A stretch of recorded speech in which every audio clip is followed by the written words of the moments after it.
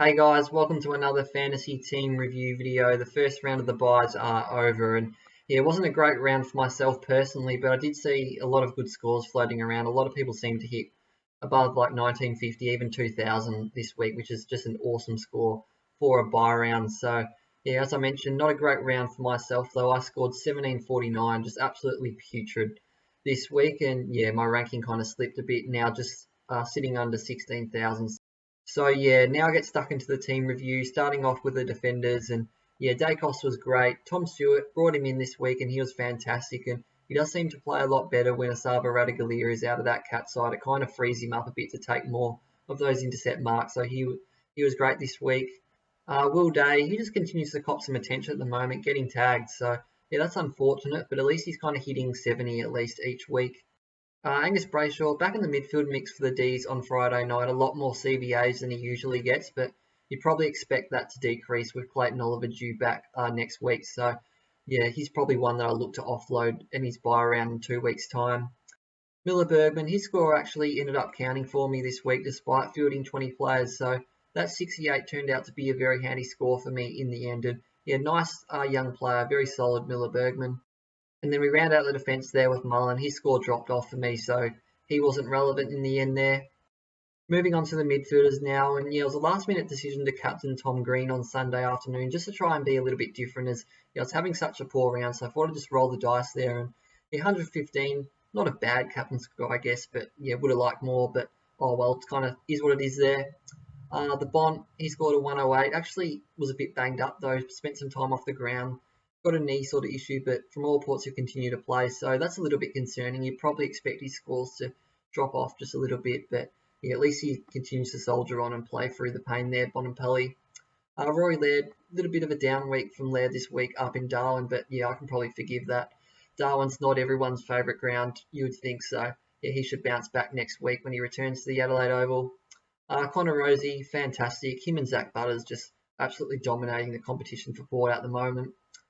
Josh Rochelle, he really needs to go this week for me, I think, and he's just not getting that midfield time. Ben Keys has kind of replaced him there, so he's just not fantasy relevant at the moment, so must get rid of Josh Rochelle there.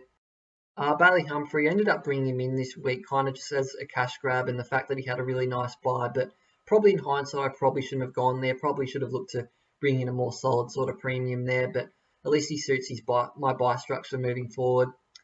George Wardlaw, not a great score, you could say, but he was fantastic. He's just very lively, and he's going to be some sort of player in the future, Wardlaw there. So, look, he'll continue to get in games at the Roos at the moment, so he's fine.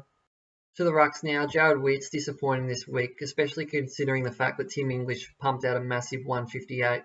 So for me to not have Tim English and have Jared Witts there is just a massive swing, and it really impacted my round. So that was really brutal, and yeah, a lot of good coaches out there own Tim English, and that's just been the biggest mistake I've made in fantasy this year, not starting with Tim English. So that really hurt me. And lastly, to the forwards, Tim Taranto, should have made him captain, but it is what it is. Zach Butters, he was an awesome pick for me a couple of weeks ago. He's just in scintillating form at the moment, so he's going great.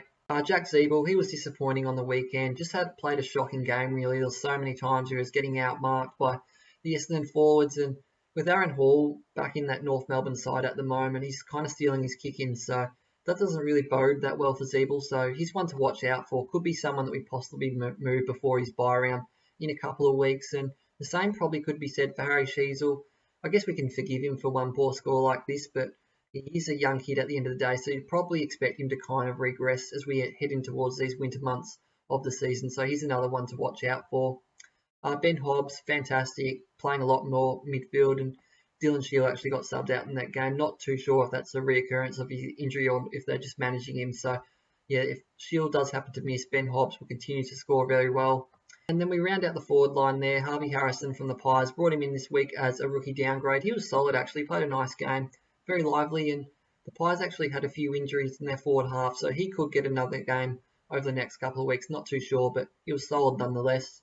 So looking ahead to trades now for round 13, and yeah, I'm absolutely cashed up this week, 525k in the bank, so I'm definitely going to spend it. Definitely look to make some big moves this round. So what I'm looking to do is trade in 3 Fremantle Dockers players coming off their buy in Fife, Brayshaw and Luke Jackson. Now, the first one, Nat 5, probably a lot of you out there would probably be a little confused as to why I'm looking to bring in Fife this week, but I just think if you dig a little deeper into how he's been going, Fremantle have been managing his minutes over the last month or so. He hasn't played complete games, very limited time on ground, been subbed off on a couple of occasions. So, and the last game he played, that restriction was lifted. He only scored a 55, but he had 20 disposals, a 10 to 12 centre bounces. So the role's there. It's just a matter of not whether you can trust him not to get injured. So, and just to think that you're getting 445k for a dual Brownlow medalist is just insane to me, despite him being a different player now. Obviously, he's much older and much more injury prone, but he's someone I'm willing to take the risk on this week. And then the second trade there, bring in Andrew Brayshaw, paying up the big bucks for this guy, averaging 110 yet again, and trading out Josh Rosselli. So that's a no-brainer trade there. And then to the third one, Jared Witt's really starting to frustrate me now, owning Jared Witt. So I look to bring in Luke Jackson there. Sean Darcy's going to miss this week, might miss the next week as well. So when Jackson plays solo ruck, he's just extremely fantasy relevant. So he's too good to pass up at that price there. So this is how the team shapes up after those trades. And yeah, obviously only the Cats and the Suns have the bye this week. So you think most people out there will be fielding the full 22 this week like I am. And a lot of our primos, a lot of our big guns are all on the park this week. So should be a solid round, you'd think. So yeah, that's all for today's video, guys. Thanks for watching. And yeah, I'll catch you all with another video at the end of next week.